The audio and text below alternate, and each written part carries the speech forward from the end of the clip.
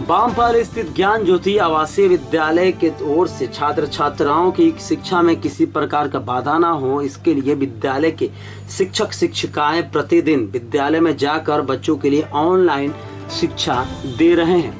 आपको बताते चले कि लॉकडाउन में बच्चों का शिक्षा पूरी तरीके से कई विद्यालयों के चौपट हो गया। वहीं ज्ञान ज्योति आवासीय विद्यालय के बच्चों को लगातार ऑनलाइन शिक्षा के माध्यम से उन्हें शिक्षा से बराबर जोड़े रखने का प्रयास किया जा रहा है। इसमें अभिभावकों का भी बहुत महत्वपूर्ण योगदान है।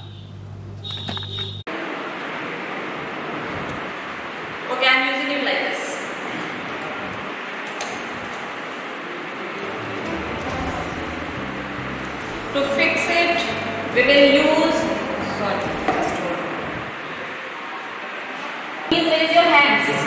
Please raise your hands, students. Please raise your hands. Okay, Aditya. I have allowed you to come live. Please come live. Please come live with me.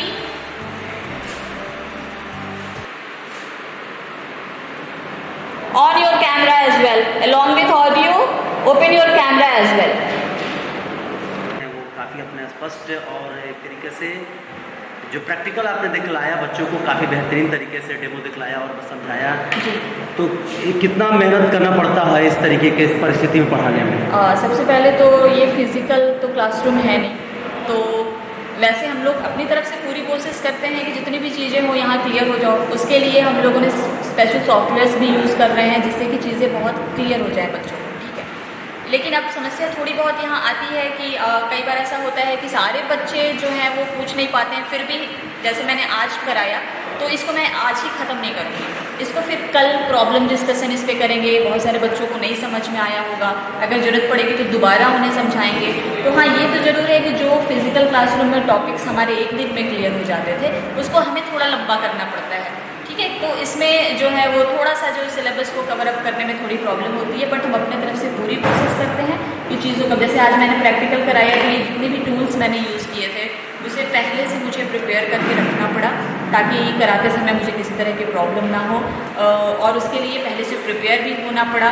थोड़ी सी जो प्रॉब्लम होती है कि ड्यूरिंग क्लास इस प्रैक्टिकल परफॉर्म करते समय बच्चे क्वेश्चनराइज उतने इफेक्टिवली नहीं कर पाते हैं, तो इसके लिए हम लोग लेटर ऑन 2 डेज़ का टाइम और लेंगे और इस टॉपिक को उनको अच्छे से मैम, मेरा सवाल है, लॉकडाउन में जहाँ सभी विद्यालय बंद है, विद्यार्थियों का पठन पाठन जो एजुकेशन वो काफ़ी चौपट हो चुका है। कई विद्यालयों में तो ना के बराबर पढ़ाई किया जाए, लेकिन आपके विद्यालय जो ज्ञान ज्योति आवासीय विद्यालय है, किस तरीके का इंफ्रास्ट्रक्चर इन्होंने तैयार किया और किस तरीके से अभिभावकों के बीच पहुँचाया जा रहा है? देखिए, हमारे यहाँ तो ये बहुत अच्छी बात है कि सेशन तो ब्रेक टाइम में स्टार्ट होता है, ठीक उसी टाइम पे जो हमारा सेशन स्टार्ट होने का टाइम था, ठीक उसी टाइम पे हमने अपना सेशन स्टार्ट किया।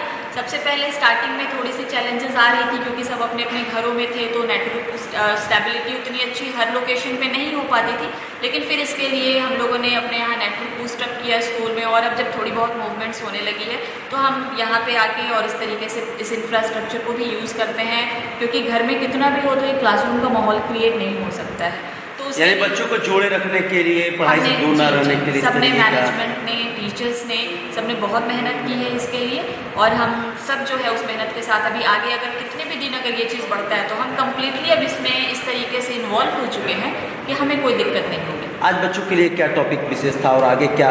आज बच्चों को रेस्पिरेटरी सिस्टम पढ़ा रहे थे, ह्यूमन बीइंग में रेस्पिरेटरी सिस्टम पढ़ा रहे थे, और आप देख सकते हैं ये एक बोर्ड तैयार किया गया है। इसमें हमने अलग अलग चीज़ें लेके, जैसे कि बलून का यूज़ किया है लंग्स को दिखाने के लिए, डायफ्राम के लिए भी एक बड़े बलून का यूज़ किया है, एक सेक्शन बना है यहाँ का, फिर और पाइप के थ्रू हमने ये जो विंड पाइप होता है उसको यहाँ दिखाया है, और इस बोर्ड पे इसको मर्ज करके वर्किंग मॉडल कि किस तरीके से अगर एयर को हम यहाँ से फील करें तो ये लंग्स में हमारे भरता है और डायफ्राम पे क्या उसका असर पड़ता है। यानी बच्चों को जस्ट मतलब कि डेमो की तरह आसानी से समझने के लिए, क्योंकि कई बार होता है कि ब्लैक बोर्ड पर लिखा और जो एक प्रैक्टिकल होता है जो 3D कहा जाए, कुछ भी कहा जाए, उस तरीके से तो बच्चे काफ़ी आसानी से समझ पाते हैं, क्योंकि हमारे अंदर क्या है वो आसानी से। बिल्कुल, अगर ऐसे आप अगर बताएं इसको, अगर बोर्ड पे हम डायग्राम भी बनाएं तो हम इतने इफेक्टिव नहीं बना सकते हैं या 3D के फॉर्म में नहीं दिखा सकते। अभी आपके लाइव सेशन में मैंने दिखलाया है जो भी कि किस तरीके से फंक्शन अंदर काम करता है, तो वो सब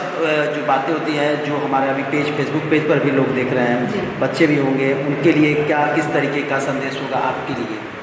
मैं ये कहना चाहूँगी कि सबसे पहले तो अभी जो माहौल है या टीचिंग लर्निंग प्रोसेस है, तो भले ही समय कैसा भी हो, हमने इसको कंटिन्यू किया है और बच्चों के लिए स्पेशली कि जितना ज़्यादा हम अपने कंसेप्ट को क्लियर करेंगे, क्योंकि कई बार होता है कि बहुत ज़्यादा बच्चे जो है वो करते हैं कि अगर मैंने याद कर लिया, एग्ज़ाम के पहले पढ़ लिया, उसको रट लिया, जाके लिख दिया, तो इससे कोई जो है वो असर नहीं पड़ना है। अगर आप देखेंगे कि अभी हमारी जो एजुकेशन पॉलिसी भी आई है, तो उसमें भी कोशिश गवर्नमेंट भी कर रही है कि जितना ज़्यादा हो सकता है एक्सपेरिमेंटल लर्निंग हो बच्चों के लिए, तो वो उनमें कंसेप्ट बिल्डअप करेगा और वो अपने लैंग्वेज में उसको फर्दर लिख सकते हैं। ज्ञान ज्योति आवासीय विद्यालय क्या विशेष दे रहा है? ज्ञान ज्योति आवासीय विद्यालय ने हमेशा से विशेष ही दिया है इस शहर को, ठीक है, क्योंकि कोई भी चीज़ जब यहाँ इंट्रोड्यूस होती है तो ये मेरा मानना है, सबने देखा भी होगा या यहाँ जो पेरेंट्स पढ़ाते हैं तो वो काफ़ी सेटिस्फाई होते हैं। इवन इस लॉकडाउन में हमें जो पेरेंट्स से फीडबैक मिले हैं, जब हमने PTM कराया या फिर जब हमारी पेरेंट्स के साथ ऐसे कभी बातें होती हैं, तो जितने भी पेरेंट्स हमसे जुड़े हैं वो बहुत ही ज़्यादा सेटिस्फाइड हैं इस चीज़ को लेकर के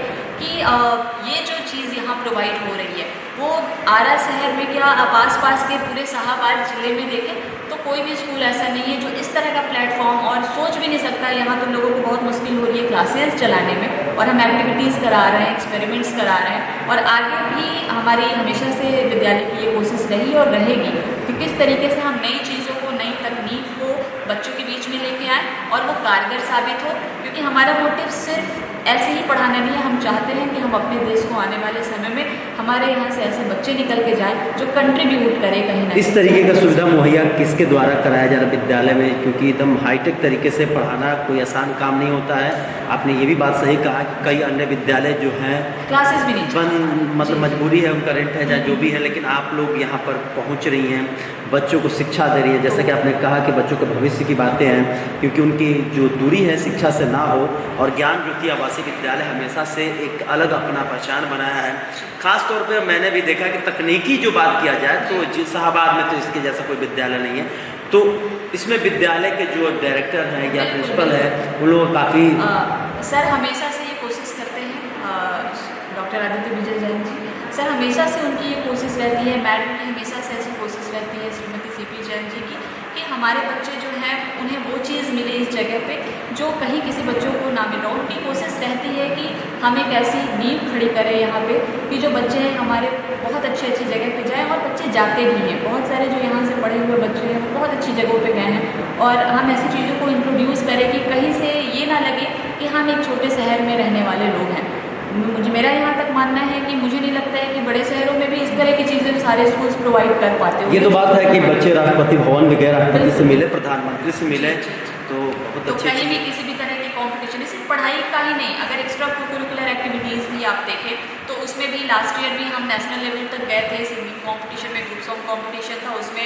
इसके अलावा जो गेम्स होते हैं, स्पोर्ट्स होते हैं, उसमें भी हमारे विद्यालय के बच्चे बहुत अच्छा करते हैं। पढ़ाई में तो अच्छा कर ही रहे हैं, यहाँ तक कि जितने भी नेशनल लेवल के बाहर भी जाना हुआ हमारे बच्चों को, तो बहुत सारे बच्चे लास्ट टाइम रोबोटिक्स की भी व्यवस्था हमारे यहाँ है, तो उससे भी बच्चे काठमांडू गए थे पार्टिसिपेट करने के लिए।